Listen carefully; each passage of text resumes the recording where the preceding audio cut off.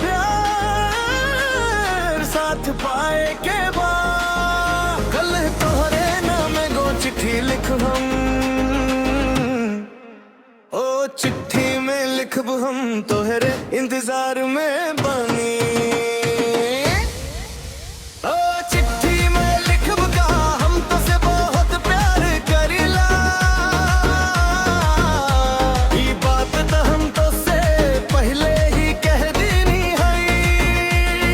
नहीं हम लिखब के हम तोहरे इंतजार में बानी। हर मुस्कान खुशी ना होला, हर मुस्कान खुशी ना होला। नफरत होके चाहे प्यार आसान होला।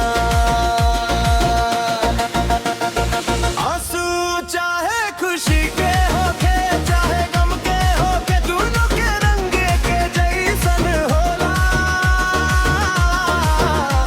इन आंसुअन के कवनो पहचान ना होला। हर मुस्कान खुशी ना होला, हर मुस्कान खुशी ना होला। नफरत होके चाहे प्यार आसान होला। तोहके देखी ते हमार खुशी मुस्कुरा देला, तोके रोवत देखी ते हमार दिल भी रो देला। हमेशा तोहके देखी हमेशा तोहके चाही, दिन रात बस तोहरे बारे में सोची हम खाली। तू हमारे सब कुछ बारिश, तू हमारे जान बारिश, हमार सांस हमार दुआ तोहरे नाम पर जनबा।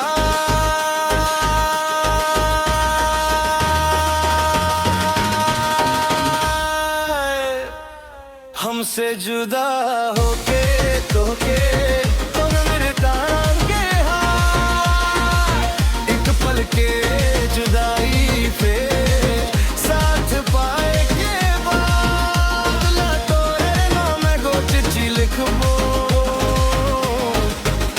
ओ चिट्ठी में लिखब हम तोरे इंतजार में बानी। हर मुस्कान खुशी ना होला, हर मुस्कान खुशी ना होला।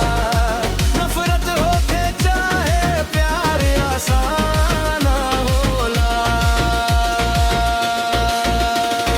आंसू चाहे खुशी के होके चाहे गम के होके, दोनों के रंग के जैसन होला।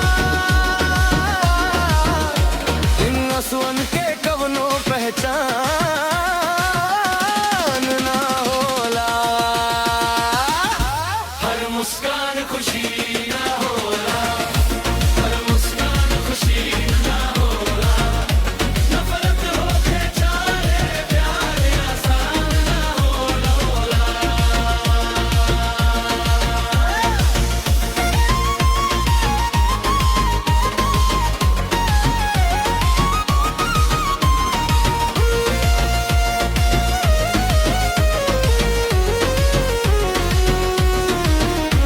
अगर दूरी लिखल बात तो हम धीरज लिखब, अगर रात लंबा बात तो हम सवेरा लिखब। तोहरे बिना हर लम्हा दी कहानी लागे, तोहरे साथ हो जाए तो फिर सब पूरा लागे।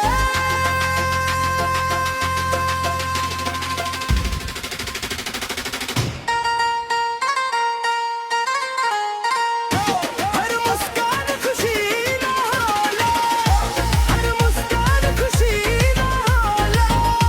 नफरत होके चाहे प्यार आसान होला। तोके देखी तो हमार खुशी मुस्कुरा देला, तोके रोवत देखी तो हमार दिल भी रो देला।